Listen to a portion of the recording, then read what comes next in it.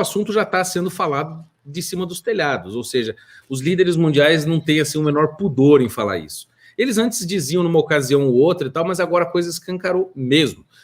O Lula falou isso recentemente, teve o Lula disse isso para aquele evento da Conferência de Xangai, que reúne certos países, partidos e coisas. O Lula disse, olha, eu acho que está chegando a hora da gente implantar a nova ordem. Mas eles nunca explicam o que é. Então fica aquela coisa no ar, né? O que seria a nova ordem mundial, né? Eu sei que é um conjunto de propostas, cada um tem um jeito, etc. Mas explica para nós, para o afegão médio, para os nossos amigos que estão assistindo aqui, os que assistirão a esta live futuramente, que raio que é a nova ordem mundial. Eu sei que é um negócio complicado, mas tenta fazer meio dumb-proof, assim, para o nosso afegão médio, e depois a gente vai aprofundando. Bom, eu uso essa expressão com o sentido de um processo que visa a construção de uma nova civilização. Então, não é um novo regime político, não é um novo regime econômico, é muito mais do que isso. É uma nova civilização, né? Da mesma maneira que nós temos o Ocidente estruturado sobre alguns pilares, eles querem substituir esses pilares para poder sustentar uma nova civilização. Então, eu costumo dizer que o globalismo não é sinônimo de nova ordem mundial. Ele é apenas um dos seus aspectos, né? Porque para estruturar essa nova civilização da maneira que eles querem, o governo mundial é necessário.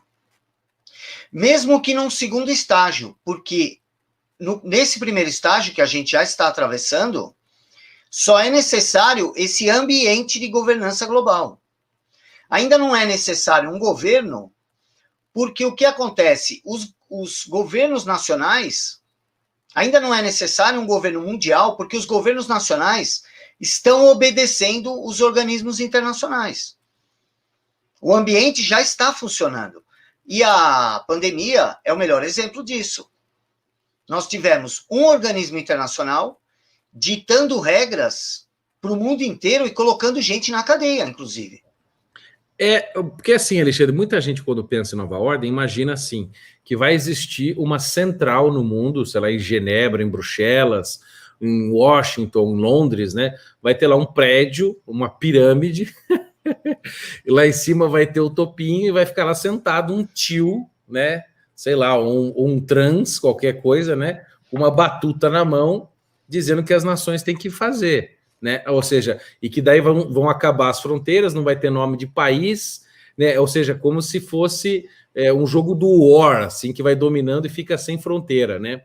Só que o que as pessoas não conseguem entender, que é exatamente isso que você disse, é que é possível haver, pelo menos a grosso modo, né, uma espécie de força, vamos dizer assim, condução de tendências globais, mesmo com soberanias nacionais. Mesmo no caso do Brasil, que é uma soberania, pelo menos no momento, né? Temos um governante antiglobalista, mesmo no caso dos Estados Unidos, a força dessa tendência, né, puxando nesse sentido, ela acaba acontecendo por uma série de instituições, organismos, com a ajuda de mídia, de Imperial College, de OMS, de China e rede social, inclusive, né? A gente até comentava isso antes de começar. Então, eu acho que é preciso... interessante só complementar. Pode falar. Porque além desse aspecto do globalismo, o aspecto mais visível é esse aspecto revolucionário, né? No sentido da palavra, no sentido original mesmo, de revolução, né? De revolver, né? De remexer o solo, ou seja, de bagunçar e misturar tudo aquilo, causar o caos, para que, em seguida, a ordem que vai ser imposta para acabar com esse caos já é uma nova ordem, né? Naqueles moldes do que o Yuri Bezmenov falou da teoria da subversão, né? Desmoralização, desestabilização, crise e normalização. Nós estamos atravessando a crise. Então, hoje, a cada dia que passa, ainda é algo que está fresco na minha cabeça, mas a cada dia que passa, eu acho que o grande reset pode ser praticamente um sinônimo de nova ordem mundial. Eu não estou conseguindo ver muita diferença entre eles, entendeu? Entre os conceitos, porque o Grande Reset, inicialmente, ficou parecendo uma mudança de regime econômico. E olha que curioso, Bernardo. A ideia, pelo menos a ideia aparente, à primeira vista, numa primeira olhada, né, ela parece simplesmente uma proposta de reestruturação do sistema econômico mundial, né? Mas quando você vai ler o que caras como esse Karl Schwab, ou Klaus Schwab, fala aqui, você vê que eles estão fazendo exatamente isso que você disse, querem fazer exatamente isso que você disse, que é a construção de uma nova civilização em cima do cemitério da antiga. Essa nova civilização é o que eles estão chamando de novo normal. Uhum. Ou seja, você mudar o seu comportamento nas interações com a sua família, você modificar a sua interação com os fornecedores da sua vida, suas relações de consumo, né? Seus hábitos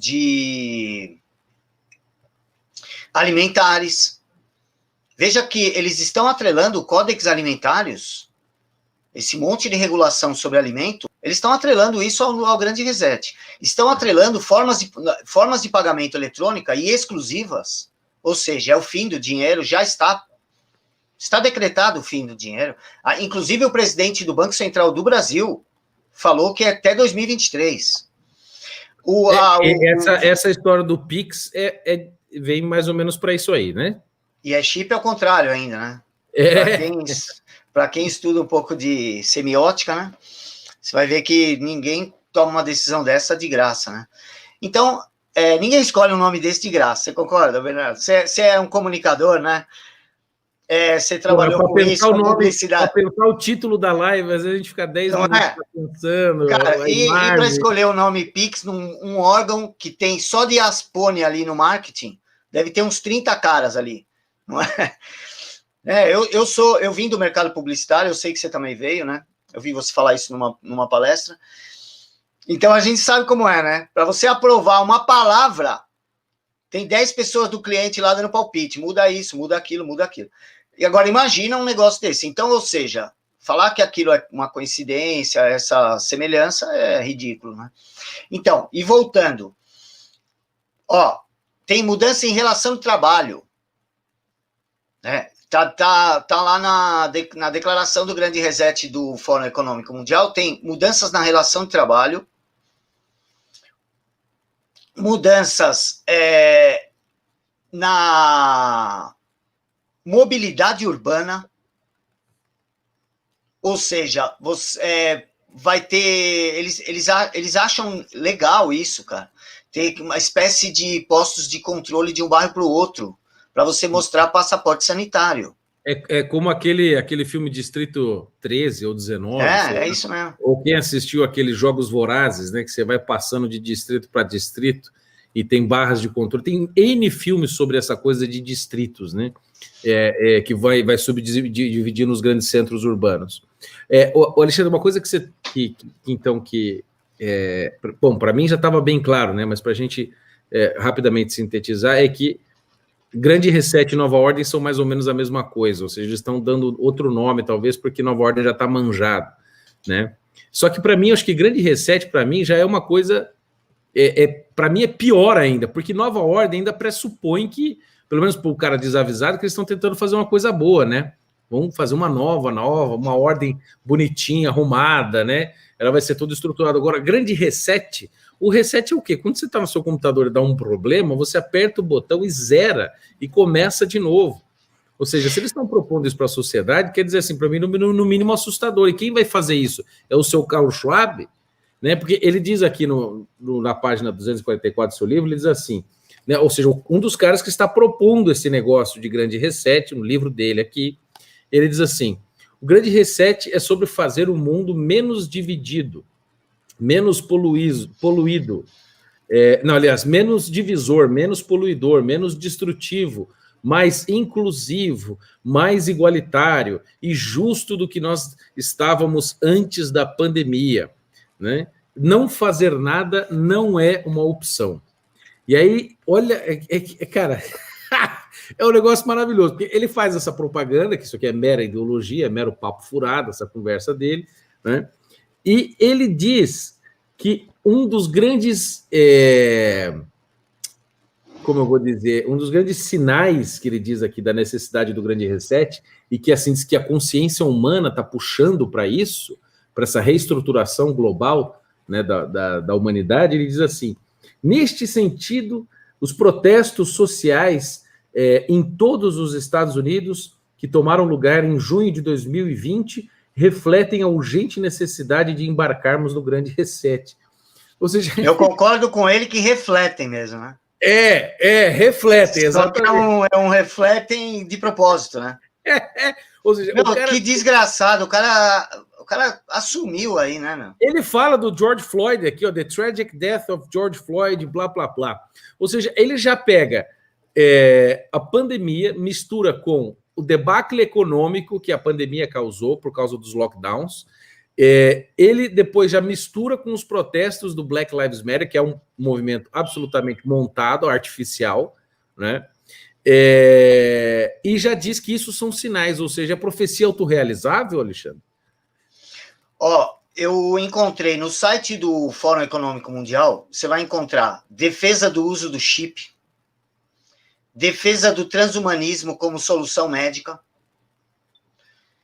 defesa do uso de nanotecnologia atrelado a medicamento,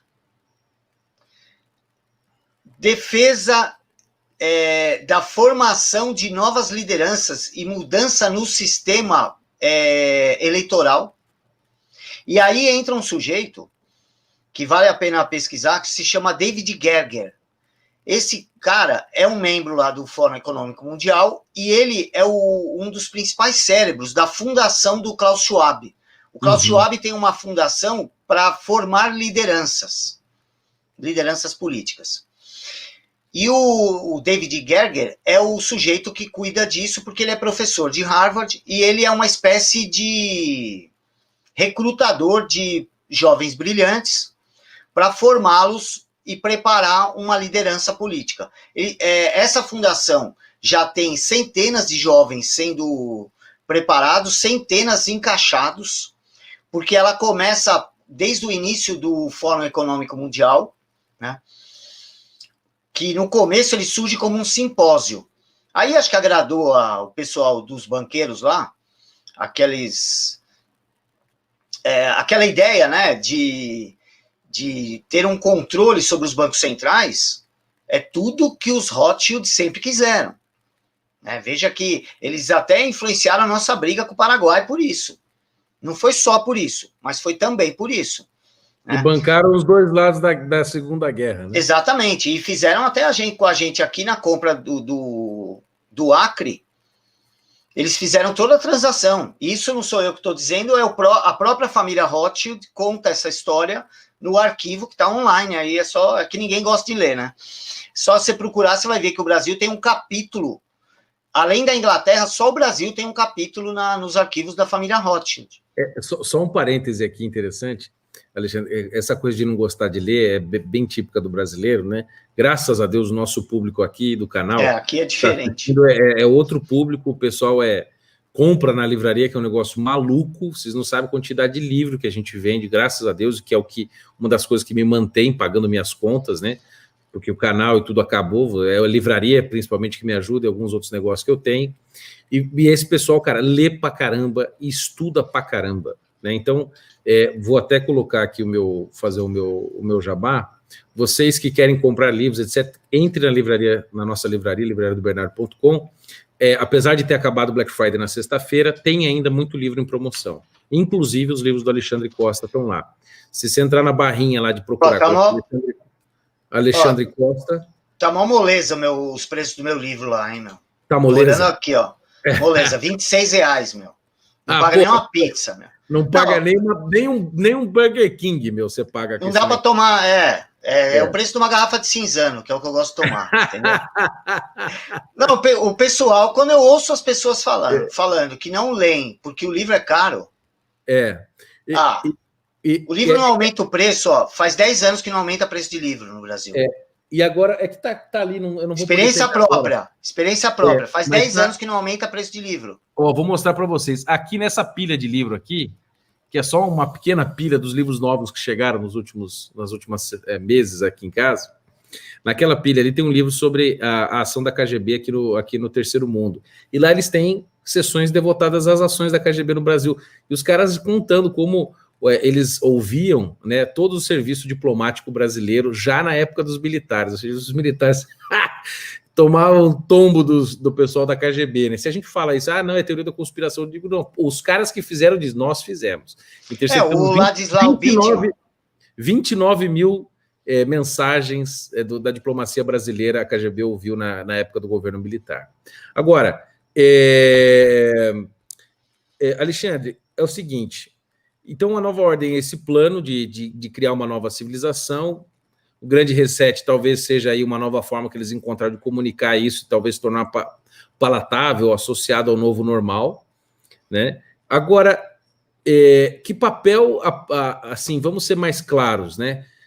Primeira coisa, quais são os atores que estão por trás disso? Eu quero nomes, instituições que estão forçando esse grande reset atrelado à pandemia. Vamos tentar deixar a coisa clara e dar nome aos bois aqui. Legal. Vamos falar sobre quem eu acho que são os principais protagonistas disso que a gente está atravessando. Ótimo. Mas antes, é legal a gente recuar um pouco, porque essa ideia do reset não é nova. Ela voltou à carga por causa da pandemia. Mas ela já, às vezes com outros termos, né? Mas essa ideia já vinha circulando desde... a primeira vez que se fala nisso é a primeira crise depois da criação do Federal Reserve. 2 anos depois, teve a crise de 29, bem maior ainda. Aí depois a gente teve uma outra crise, parece que sucedeu ao New Deal, né, da década de 30. Aí teve a Segunda Guerra Mundial, que teve mesmo, por causa de hiperinflação, tiveram que refazer muita coisa com os bancos da Europa. E nesse momento, os banqueiros europeus, principalmente ligados à família Rothschild, à família Warburg, Oppenheimer, que foram praticamente os criadores do sistema financeiro internacional, nesse momento, por influência da Chatham House e da então que tinha acabado de ser criada a Liga das Nações, se instituem um novo formato de sistema financeiro. E ali já se previu que de vez em quando iam ter que ter esses resets. Porque conforme vai diminuindo o lastro do dinheiro, você vai formando bolhas. É matemático isso, né? Você está produzindo mais dinheiro do que riqueza, vai ter bolha. Uma hora tem que furar essa bolha. E vira um processo de pirâmide. Quando isso acaba, no governo Nixon, acaba o lastro, por influência decisiva do Henry Kissinger, né, que era uma espécie de emissário da banca de Wall Street, trabalhando diretamente para a Fundação Rockefeller, inclusive. Então, ele tem, inclusive, um livro em defesa da nova ordem. Sim, chama A Ordem Mundial. E é muito bom até, é muito bom. Vale a pena ler, para a gente saber como ele pensa. Eu sempre indico esse livro. E quando a gente teve agora, para ficar mais recente, todas as vezes que tem esses problemas, esse reset foi discutido, e algumas vezes ele foi feito, mas não a fundo, né? Foi recolhido dinheiro, aí ou você sobrevaloriza o ouro, né? Então tem uma série de mecanismos que eles fazem, que é uma forma de livrar a cara do banqueiro, né? Sempre presuma banqueiro, né? O Brasileirinhos fala da macumba, eu falo dos banqueiros. Sempre presuma banqueiro. Sempre tem um desgraçado desse ali metido no meio. Pode ver. Depois da crise de 2008, eles propuseram também a mesma coisa. Isso. Aí voltou com força total depois da crise do Lehman Brothers, lá do subprime, né? Eu fiz até uma live com o Otávio Facuri. O Otávio manja muito desse assunto. Eu fiz 2 lives com ele lá no canal da Fabiana Barroso. E ele explica bem como se formou esse buraco e qual a necessidade do reset para tapar esse buraco. Então, eles estão pedalando, mas a hora que parar de pedalar vai cair. Então, eles estão unindo o desejo de mudar a civilização com uma coisa meio emergencial, que é tirar o deles da reta. Então, é por isso que está se fazendo meio às pressas, porque eles precisam aproveitar. Embora tenham, no meu entender, essa é a minha opinião, tenha tudo isso já sido planejado há muito tempo, como eu disse, o treinamento para uma guerra é uma coisa, começa a guerra é outra, né? Eles tinham ideia que essa nova civilização estaria implantada no ano 2000.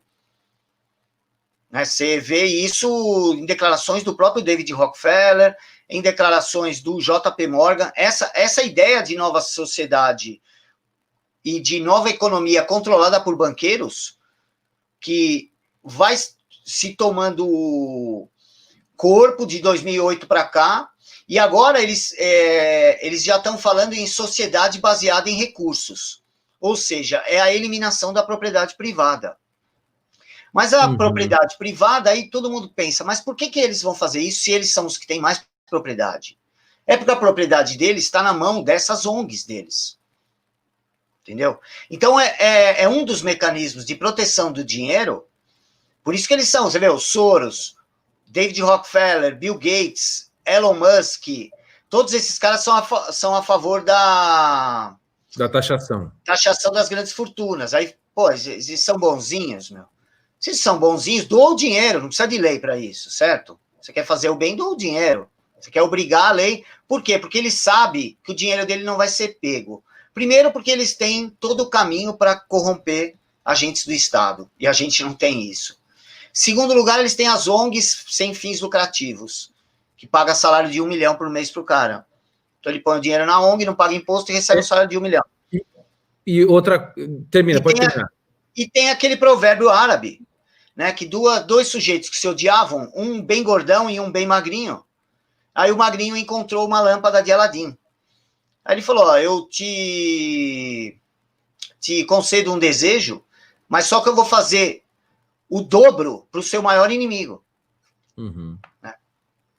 Desculpa, quem achou a lâmpada foi o gordinho. Aí o gordinho fala, eu quero perder 80 quilos. E pro inimigo dele ia dar o dobro da...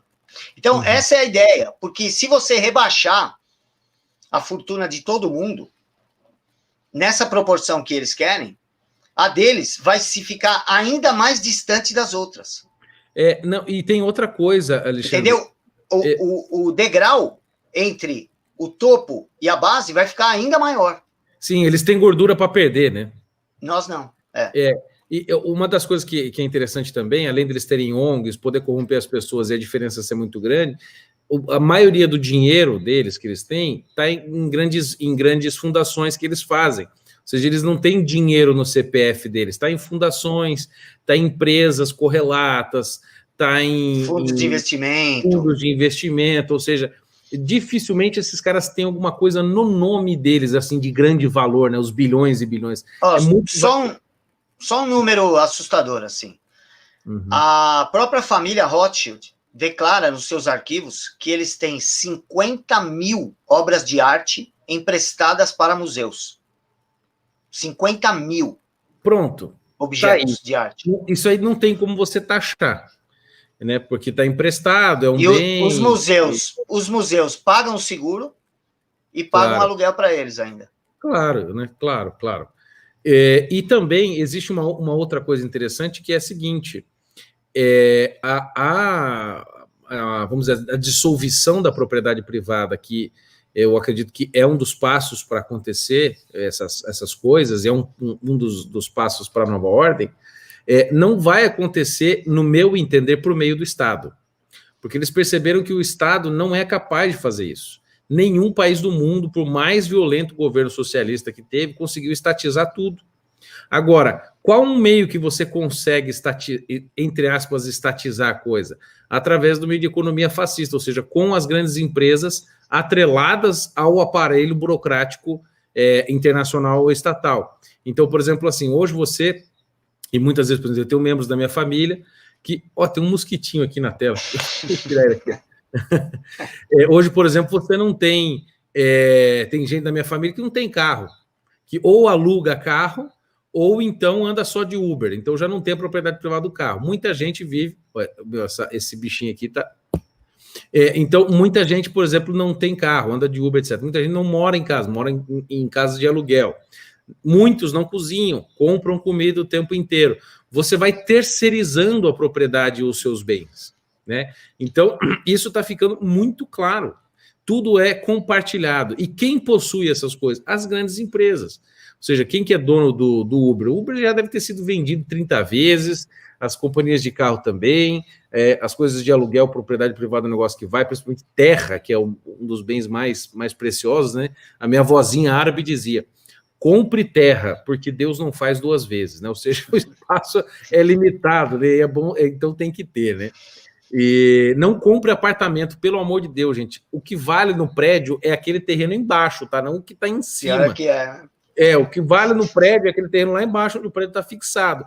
Todos aqueles apartamentos lá dividem aquele terreninho ali. Então você tem 1,1 barra sei lá quantos mil avos lá daquele terreno, né? Então presta atenção, terra é o que você pode andar em cima, né? Não o que você está voando lá em cima. Apartamento, para mim, não é propriedade privada, não é terra, não é espaço. Mas, então, é uma coisa que já vem acontecendo, voltando para o Grande Reset, é uma coisa que já vem acontecendo e cada vez que tem uma crise, eles meio que tentam empurrar isso e andam mais um pouquinho e mais um pouquinho naquela técnica dos socialistas fabianos de ir tomando o poder através de regulações e pequenas mudanças, né, sem pressa para acontecer. Você acha, Alexandre, que essa pandemia eles viram como talvez o grande passo ou talvez o grande ponto de inflexão para fazer a coisa acontecer? Sim, eu acho. Eu acabei não respondendo a sua pergunta, a gente desviou, né? Então eu vou falar rapidamente sobre quem eu acho os protagonistas do que a gente está vivendo. Verdade, tua cabeça está melhor que a minha, vai lá. A China, em primeiro lugar, por um fator que você acabou de falar, dessa espécie de regime fascista, neofascista, aí, que mistura um poder estatal autoritário com o poder das megacorporações podendo transitar livremente, sem lei trabalhista, sem chance de ninguém mexer com eles, porque um dos sócios das corporações lá na China é o próprio governo chinês, né? E, portanto, quando a gente fala em governo chinês, a gente fala em Partido Comunista Chinês, né? Eu nunca falo de nova ordem mundial como um processo de nações, né? Porque eu não acredito que é o imperialismo americano ou o imperialismo anglo.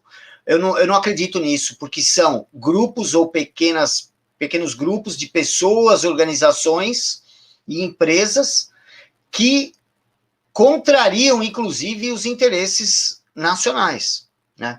Então, eu não falo em nações. Agora, quando a gente trata da China, aí sim a gente pode falar como nação, porque ela não tem os pesos e contrapesos de uma democracia, ou seja, ali, o que o governo chinês quiser, a China é. A gente sabe que o Brasil não é assim, os Estados Unidos não é assim, a França, a Alemanha, nem a Rússia é assim. Agora, a China é assim, né? O governo tem as rédeas total sobre o povo. Então, por isso que eu acho que a China é o modelo de governança global que esses caras querem. Porque ela tem o regime opressor da União Soviética, dos nazistas e do fascismo, com um espaço para as grandes corporações operarem.